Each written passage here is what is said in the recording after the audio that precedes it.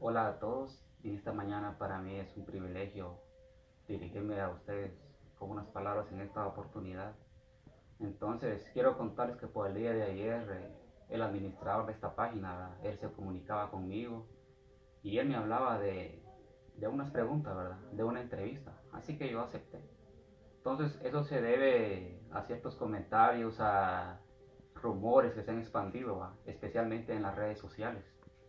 Entonces, yo por eso, ¿va? Que por la gracia de Dios he sido instruido en estos temas, ¿va? También de profecía, pues yo consideré pues referirles, ¿va? Mi opinión y al pueblo de Dios en primer lugar, ¿verdad? Y a todos, ¿verdad? Los que no conocen a Cristo todavía. Cuando la pandemia empezaba, empezaron a relacionar, ¿va? Estos versículos de la Biblia con la pandemia. Entonces, en este versículo de aquí del profeta Isaías, en el Antiguo Testamento, Dios le ordena a su pueblo encerrarse, entre tanto que pasa su indignación, ¿verdad? O sea, su furia. Entonces la gente cree que se refiere al pueblo gentil, o sea, a los no israelitas, ¿verdad? Y creen que se refiere al toque de queda, que la persona tiene que encerrarse, ¿verdad? Lo que pasa es el peligro. Pero no tiene que ver con esto, ¿verdad? Cuando se refiere a la indignación del Señor, es mucho más que esto. El coronavirus ha puesto a temblar el mundo entero, pero no es nada casi en comparación de lo que pasará en la gran tribulación, cuando la indignación, o sea, el enojo del Señor por tanta injusticia, por tanta maldad en la tierra se derramará sobre este mundo. Entonces Dios le habla aquí especialmente a Israel. Le dice a su pueblo que se esconda, entre tanto que pasa su furia. Eso será en la gran tribulación, un periodo de 7 años, ¿verdad? Los cristianos, incluso los que no son cristianos en la aldea, estamos muy relacionados con ese tema. Entonces en ese tiempo habrá un gran juicio. El anticristo mismo perseguirá a Israel e intentará exterminarlos, y por eso Dios se esconde en un lugar durante unos 3 años y medio. Entonces le ordena al pueblo de Israel que se esconda, ¿verdad? Entonces, a eso se refiere este versículo. Entonces, si seguimos avanzando en el versículo, dice que la tierra va a descubrir la sangre y va también a descubrir sus muertos. Eso quiere decir que ya no habrá mortandad impune en la tierra. O sea, ya no habrá injusticia, hay muchos casos sin resolver, la sangre de inocentes que clama, de indefensos que fueron asesinados. Entonces, la sangre va a ser demandada de parte de Dios y también los muertos. Eso quiere decir, ¿verdad? Que delante de Dios van a ser descubiertos todos los casos y Él va a juzgar. De eso se trata la gran tribulación, que va a derramar su ira sobre el mundo entero para castigar las injusticias y los homicidios y toda la brutalidad que se ha cometido en este mundo, ¿verdad? Entonces, a eso se refiere este versículo. Habla de la gran tribulación y también del pueblo de Israel. Si tiene alguna relación la pandemia con la siguiente cita bíblica, que está en esta profecía del Antiguo Testamento, el libro de Jeremías. Entonces, aquí dice, el mal irá de nación en nación. Entonces aquí la gente piensa, ¿verdad? De que se refiere al virus porque haya cubierto todo el mundo. Y dice que a causa de este virus no se alcanzarían a enterrar los muertos, no se les daría una sepultura digna. Entonces, tiene un poco de relación con el coronavirus. Por ejemplo, lo que ha pasado en Ecuador, ¿verdad? Lamentable ya que los muertos no se han alcanzado a enterrar. Pero yo les repito, ese coronavirus, esto casi que no es nada en comparación de lo que sucederá en la gran tribulación, ¿verdad? Porque si bien es cierto que pasaron desastres, por ejemplo, como el tsunami de 2004 en Asia, que mató a más de 200.000 personas, entonces los muertos los amontonaban y los quemaban, no podían enterrarlos. Aquí en Guatemala fue un caso similar por lo del terremoto en el 76. Fueron más de 20.000 muertos. Yo he oído, ¿verdad?, que solo abrían hoyos, los amontonaban y ahí los metían, ¿verdad? Pocos o ninguno tuvieron la oportunidad de tener una sepultura digna, ¿verdad? Entonces en la gran tribulación será más que todo, porque hablamos, como les digo, de miles de muertos hoy en día por el coronavirus, pero en la gran tribulación van a ser alrededor de 3.000 millones de muertos a causa de terremotos, hambres y el brote de nuevas pestes que serán mucho peores que el coronavirus. Entonces, a eso se refiere la escritura, ¿va? Si el rapto de la iglesia sería en estos días o en este año, en este tiempo tenemos 7.000 millones de habitantes en la tierra, más de esa cantidad. Por lo tanto, según lo que dice Apocalipsis, serían como 3.000 millones de muertos, según los juicios apocalípticos. Entonces, a eso se refiere este versículo, que en la gran tribulación, ¿qué tiempo va a haber, verdad? No va a haber oportunidad de enterrar a los muertos, porque van a ser, como les digo, miles de millones. A esto se refiere. El versículo sigue diciendo, ¿verdad? Que el mal viene desde los fines de la tierra. Entonces, muchos han malinterpretado esto y dicen que viene de China, ¿verdad? El virus. Y la verdad, esta profecía sí puede tener que ver con China, pero no es precisamente por un virus, por una gripe, sino es por la Tercera Guerra Mundial.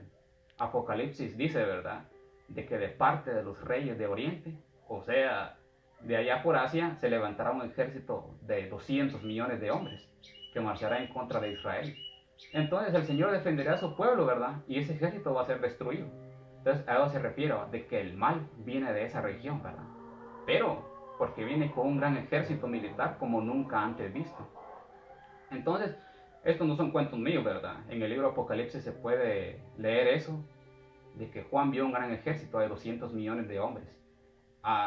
Y esto lo saben los servicios de inteligencia del mundo, sobre todo el de Estados Unidos.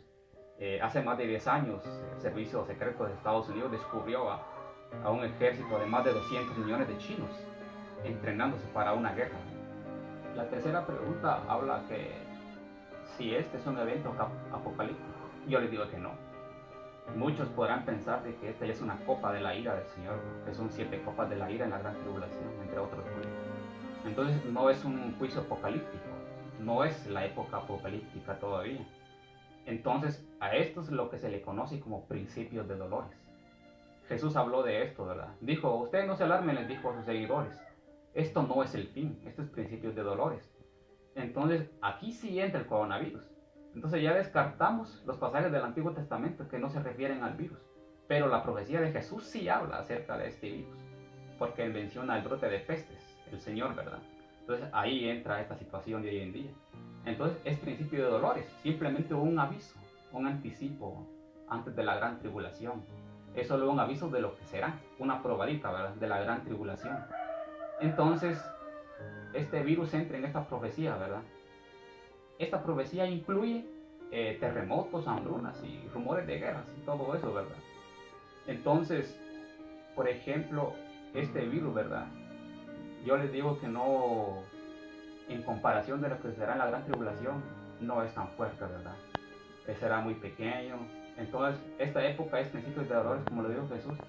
Entonces yo nunca me cansaré de mencionar el ejemplo de Israel.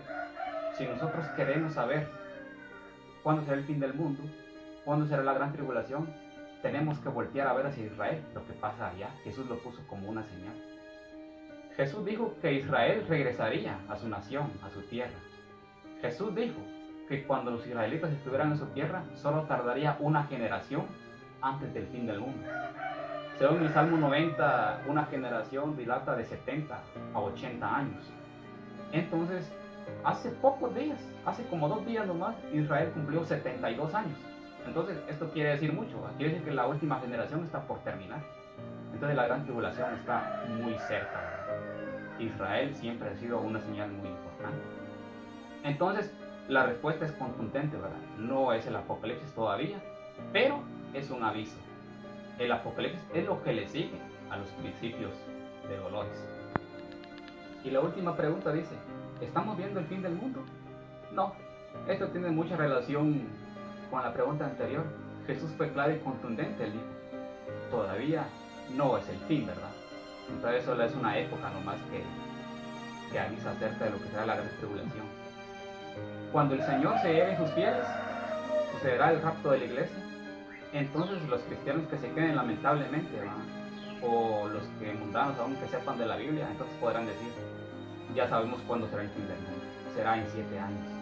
Así que cuando sea el arrebatamiento de la iglesia, empieza el conteo regresivo, serán 7 años. Al final de esos 7 años, como les digo, ya han muerto miles de millones de personas, ¿verdad?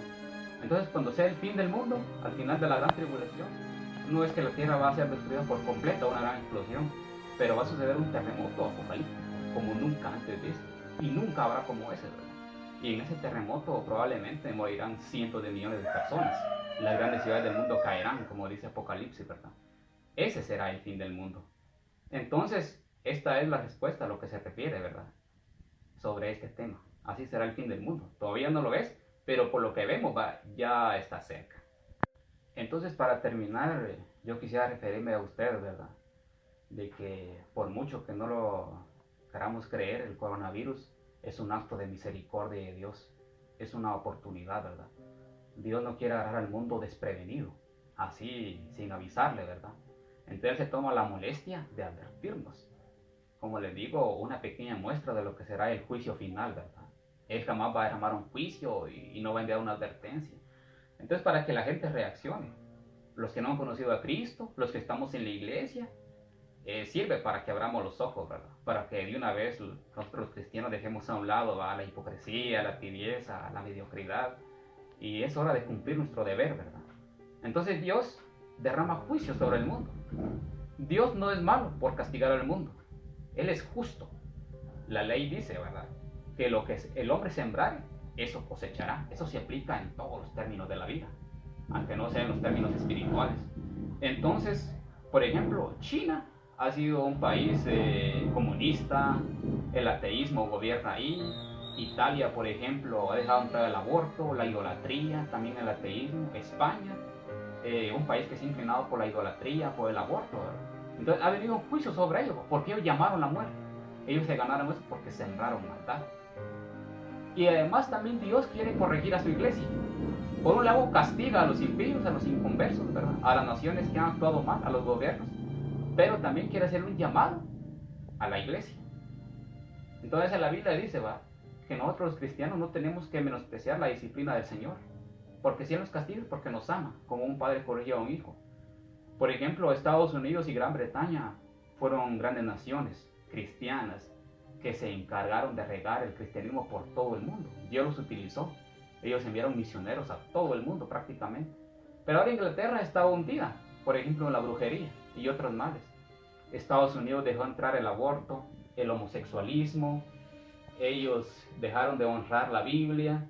En fin, ¿verdad? Dejaron entrar basuras como la filosofía, por ejemplo, como el racionamiento, como el humanismo, ¿verdad?, que son creencias contrarias a la Biblia, ¿verdad?, después de que fue un país muy bien fundado en la Biblia. Entonces, el Señor, Él ha intentado llamar la atención a los Estados Unidos especialmente. Por ejemplo, recordamos lo de 9/11, a las Torres Gemelas, donde el Señor le dio un pequeño jalón de orejas a los Estados Unidos. Y ahora otra vez, todos somos testigos de que Estados Unidos es el país más castigado ahorita por la pandemia, ¿verdad? Entonces, el Señor hace un llamado para toda la nación y para todos nosotros, ¿verdad? Entonces, Él quiere que sepamos entre todo, ¿verdad?, de que Él nunca nos deja. La misericordia de Dios nunca tiene fin. Entonces, Él quiere que tengamos paz a través de todo esto, a pesar de todos los problemas. Y como les decía a unos muchachos de la iglesia hace poco, ¿verdad?, que nosotros tenemos que tener la paz que sobrepasa todo entendimiento, toda explicación humana, toda lógica. Uno está tranquilo a pesar de que todo lo que pasa en el mundo, ¿verdad? Y si no la tenemos, Dios no nos va a regalar con gusto, ¿verdad? Los cristianos nos preocupamos por gusto. Al preocuparnos, deshonramos a Dios porque no confiamos en sus promesas, no tenemos fe, no tenemos la confianza en Él, ¿verdad? Entonces tenemos que recapacitar, en ese sentido. Y para todos aquellos que conocen al Señor, ¿verdad?, entonces se recurren a Él, ¿verdad? Él les puede regalar esa paz. Y es algo que ellos no pueden entender todavía, los inconversos. Y cuando ellos aceptan a Cristo, si toman la buena decisión, que así esperemos que sea, entonces ellos experimentarán esa paz que sobrepasa toda lógica humana, como ya les he dicho, ¿verdad? Y ellos no podrán explicar, solo la sentirán, pero no podrán explicar, porque es algo sobrenatural. Entonces son mis palabras para ustedes en esta oportunidad y buen día para todos.